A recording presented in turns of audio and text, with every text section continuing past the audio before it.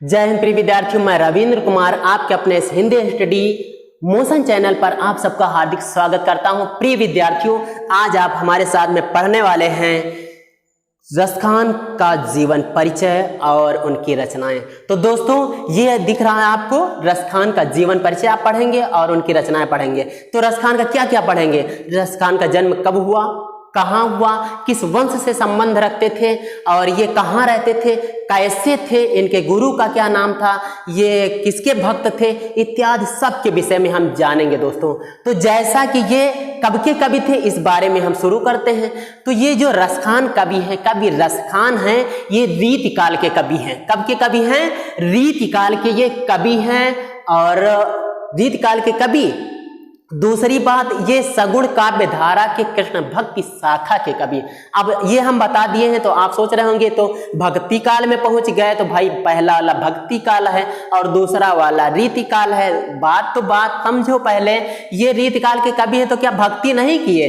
भक्ति किए हैं दोस्तों। तो अब फिर से समझ लो, ये रीति काल के सगुण काव्य धारा के कृष्ण भक्ति शाखा के कवि थे। कौन? रस खान। अच्छा, रस खान का जन्म सन 1558 ईस्वी के आसपास दिल्ली में हुआ था। कब हुआ था? 1558 ईस्वी के आसपास दिल्ली में। आसपास क्या है मतलब पता नहीं है, 1558 में ही हुआ या दूसरा, ये विद्वान मानते इसलिए आया है 1558 ईस्वी में इनका जन्म दिल्ली में हुआ। अब दिल्ली में हुआ, ये भी पुष्ट प्रमाण ज्यादा नहीं मिलते हैं, क्योंकि कुछ विद्वान मानते हैं कि इनका जन्म पिहानी में भी हुआ था। कहाँ हुआ था? पिहानी में भी हुआ था। लेकिन हम इस पिहानी को हटा देंगे। क्यों हटा देंगे? क्योंकि पिहानी के ज्यादा प्रमाण नहीं मिलते हैं जितने कि दिल्ली के प्रमाण मिलते हैं। अच्छा, ये तो बात समझ में आ गई कि रीतिकाल के कवि, सगुण काव्य धारा के कृष्ण भक्ति शाखा के कवि हैं। इनका जन्म लगभग 1558 ईस्वी में हुआ था। ठीक है, बात समझ में आ गई। इनका जन्म 1558 ईस्वी में दिल्ली में हुआ था। अब दिल्ली हम मान लिए।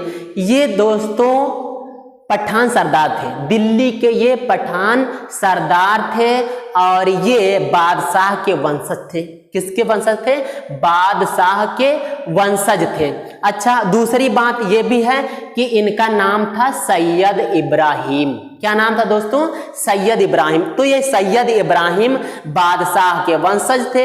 इनके विषय में प्रेम वाटिका में एक दोहा प्रचलित है। वो दोहा कौन सा है, हम आपको सुनाते हैं।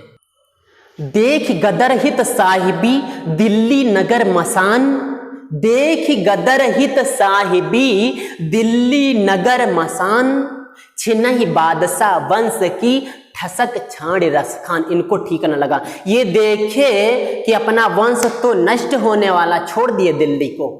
अच्छा, तो इनके बारे में और भी तो आगे बढ़ेंगे। छोड़ दिए तो छोड़ दिए। अब इनके गुरु कौन थे, अब ये देखते हैं दोस्तों। ये जो सूरदास का नाम आप अच्छी तरह से जानते हैं, सूरदास के गुरु का नाम था स्वामी वल्लभाचार्य। तो उनके जो बेटे थे गोसाई विट्ठलनाथ, वो गोसाई विट्ठलनाथ रस खान के गुरु थे।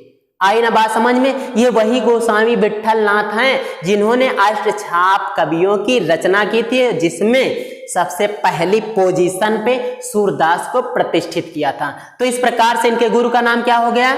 इनके गुरु का नाम हुआ गोस्वामी विट्ठलनाथ। अच्छा, गोस्वामी विट्ठलनाथ से शिक्षा दीक्षा लिए और उसके बाद में ये श्री कृष्ण के भक्ति में लीन हो गए। ये इतना श्री कृष्ण की भक्ति में लीन हो गए कि अपनी रचना उन्हीं को समर्पित कर दिए। रचनाएं की छोड़ो, ये इतना प्रेम करते थे श्री कृष्ण से कि इतना प्रेम करने वाला कोई इस्लाम धर्म का अब तक कभी हुआ ही नहीं है। अच्छा, ये इतना प्रेम भी करते थे कि अगले जन्म में भी ब्रज को नहीं छोड़ना चाहते। ये कहते हैं यदि हम पत्थर बन जाएं तो वही गोवर्धन पर्वत के पत्थर ही बने। ये कहते हैं पशु बने तो वही गायों के बीच में हम चरें। अगर हम आदमी बने, मनुष्य बने तो ग्वालों के बीच में रहें। और दूसरी बात ये कहते हैं अगर हम पक्षी भी बन जाएं तो जानते हो क्या कहते हैं, पक्षी बन जाए तो वही कालिंदी कुल कदम्ब की डारन, वही यमुना के किनारे कदम्ब के वृक्षों पर बैठना चाहते हैं, रहना चाहते हैं। कहने का मतलब ये इतना श्री कृष्ण से प्रेम करते थे कि अपनी रचनाएं तो उनको समर्पित ही किए, अगले जन्म में भी उनको छोड़ना नहीं चाहते, उनके धरा धाम को नहीं छोड़ना चाहते, उनका संग नहीं छोड़ना चाहते। अच्छा, तो इस प्रकार से ये उनकी भक्ति करते हुए 1618 ईस्वी में इनकी मृत्यु हो गई। दोस्तों कब हुई थी इनकी मृत्यु? 1618 ईस्वी में। जरा हम मुख्य मुख्य पॉइंट को फिर से समझ लेते हैं। दोस्तों ये रीत काल के कवि हैं, ये बात स्पष्ट हो गई। ये सगुण काव्य धारा के कृष्ण भक्ति शाखा के कवि हैं, ये भी बात स्पष्ट हो गई। जन्म वर्ष लगभग में 1558 माना गया है, ये भी स्पष्ट है। और कहाँ पे? दिल्ली माना जाता है। ज्यादा प्रमाणों के आधार पर तो इनका जन्म कहाँ हुआ? दिल्ली में हो गया। ये बादशाह के वंशज थे, ये दिल्ली के पठान सरदार थे, ये भी बात आपके समझ में आ गई। इन्होंने अपने बारे में एक दोहा जो लिखा, ये भी आप देख रहे हैं, जो दोहा लिखा इन्होंने, है ना, ये अपने वंशज को नष्ट होता हुआ देखकर वहां से चले आते हैं, हमने ठसत इत्यादि को सब छोड़ देते हैं। अच्छा, इनके गुरु का नाम क्या था? गोस्वामी विट्ठलनाथ, ये भी स्पष्ट हो गया। अच्छा, और गोस्वामी विट्ठलनाथ हमने क्या बताया? ये वही गोस्वामी विट्ठलनाथ हैं जो वल्लभाचार्य के पुत्र थे। अच्छा, गोस्वामी विट्ठलनाथ से शिक्षा दीक्षा लेने के बाद में किसकी भक्ति में लीन हो गए? श्री कृष्ण की। किसकी भक्ति में लीन हो गए? श्री कृष्ण की भक्ति में लीन हो गए। इन्होंने अपनी सारी रचनाएं किसको समर्पित की हैं? श्री कृष्ण को समर्पित की हैं। अच्छा, श्री कृष्ण को समर्पित किए, उनसे इतना अगाध प्रेम करते थे कि अगले जन्म में भी उनको छोड़ना नहीं चाहते। कौन छोड़ना चाहेगा भाई ईश्वर को? अच्छा, आगे अंत में देखते हैं इनकी मृत्यु लगभग 1618 ईस्वी में हो। अब लगभग यहाँ भी चूंकि इन्होंने अपने बारे में स्पष्ट लिखा नहीं और अन्य विद्वानों ने भी, अन्य कवियों ने भी इनके बारे में स्पष्ट नहीं लिखा, इसलिए लगभग यहाँ भी लगाया जा रहा है कि 1618 ईस्वी में इनकी मृत्यु हो गई थी। दोस्तों इनके रचनाओं के विषय में देख ले, क्योंकि रचनाएं इनकी कुछ हैं, उनको देखते हैं। दोस्तों इनकी प्रामाणिक रचनाएं दो हैं। कौन कौन सी हैं? सुजान रसखान, ये देखिए सुजान रसखान, और एक है प्रेम वाटिका। कौन सी है? प्रेम वाटिका। सुजान रसखान के बारे में समझो। सुजान रसखान और प्रेम वाटिका दो के दोनों रचनाएं श्री कृष्ण के ऊपर लिखी गई। लेकिन एक बात और है, कहा जाता है सुजान जो है एक नायिका थी, एक स्त्री थी। कौन थी? स्त्री थी, जिससे ये ज्यादा प्रेम करते थे, लेकिन वो इनको नहीं चाहती थी।